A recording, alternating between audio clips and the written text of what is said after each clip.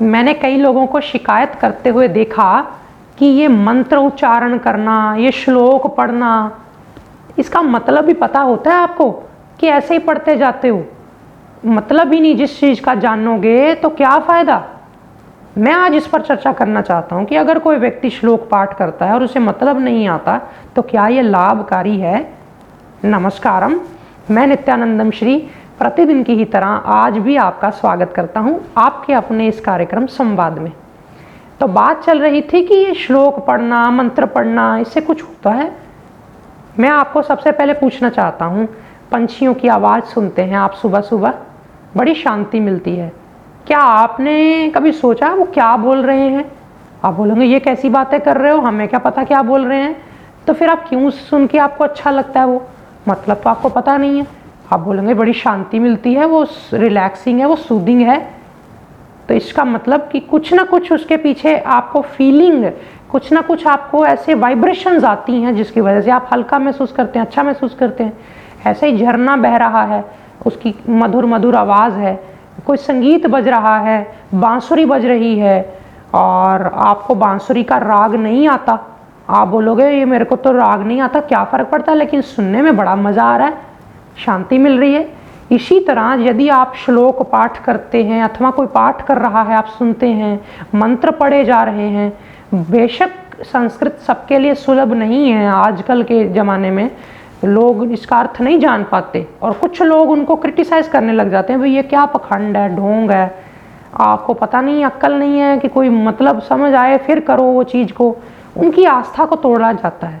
बेशक ये सच्ची बात है कि उसका अर्थ जानना जाए तो ये बड़ा ऊंचा तप है, ये बड़ी ऊंची साधना है। आप उसको चीज़ को समझ के कर रहे हैं, ये आपकी समझ है। लेकिन अगर नहीं भी अर्थ पता है तो भी हमारे ये संस्कृत भाषा ऐसी भाषा है, प्राचीन भाषा है कि इसके अंदर इसकी अलग तरह की वाइब्रेशंस हैं।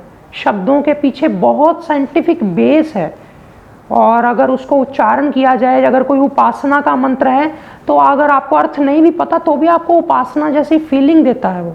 अगर कोई कर्मकांड का मंत्र है तो अगर आपको अर्थ नहीं भी पता तो भी आपको वो कर्मकांड की एक अनुभूति कराता है, आपके अंदर जागृति ऐसी लाता है। तो इनकी अपनी एक वाइब्रेशन है। जैसे पंछी के चहचहाने की एक वाइब्रेशन है, जैसे झरने के बहने की एक वाइब्रेशन है, संगीत की अपनी एक वाइब्रेशन है, ऐसे ही मंत्रोच्चार की अपनी एक वाइब्रेशन है। और आज इस पे बहुत लोग रिसर्च कर रहे हैं, मंत्र ही लिंक कर रहे हैं। मंत्रों की वाइब्रेशन से, उनके शब्द उच्चारण से, उनके पाठ से लोगों को ठीक कर रहे हैं। इसलिए कोई भी चीज़ अगर हमें पूरी ना पता हो, बजाय उस पर टिप्पणी करना, बजाय उसको नीचा दिखाना, अपने जो भगवान ने हमें काम दिया है ज़िंदगी में कि हमने क्या करना है, उस पर फोकस करना चाहिए। दूसरा गलत कर रहा है, ये अच्छा नहीं है, ये पखंड है, ऐसी बातों में पढ़कर हम अपना भी समय जाया करते हैं और दूसरे की भी बेचारे की श्रद्धा को ठेस पहुंचाते हैं। बेशक आप अर्थ जानिए, इससे ऊपर कुछ नहीं है, ये तो सबसे ऊपर ही हो गया। लेकिन अगर अर्थ नहीं भी पता है, अगर मंत्रोच्चारण आप सुनते हैं, उससे आपके अंदर का ओरा, आपके अंदर की जो नेगेटिव ऊर्जा है वो छटती है। आप बिल्कुल दोबारा से जागृत हो जाते हैं, पवित्र हो जाते हैं, मानसिक शुद्धि हो जाती है आपकी, मानसिक स्नान हो जाता है आपका, आपको शांति महसूस होती है। इससे बड़ा फ़ायदा क्या हो सकता है?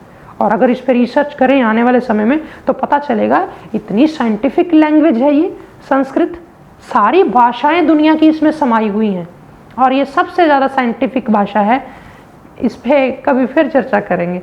आपको ये संवाद कार्यक्रम कैसा लगता है प्रतिदिन, मुझे ज़रूर बताना नीचे कमेंट्स में। आने वाले समय में आप कौन कौन से विषय पर संवाद कार्यक्रम का एपिसोड देखना पसंद करेंगे, ये भी मुझे बताना। आज फिलहाल इतना ही। नमस्कार।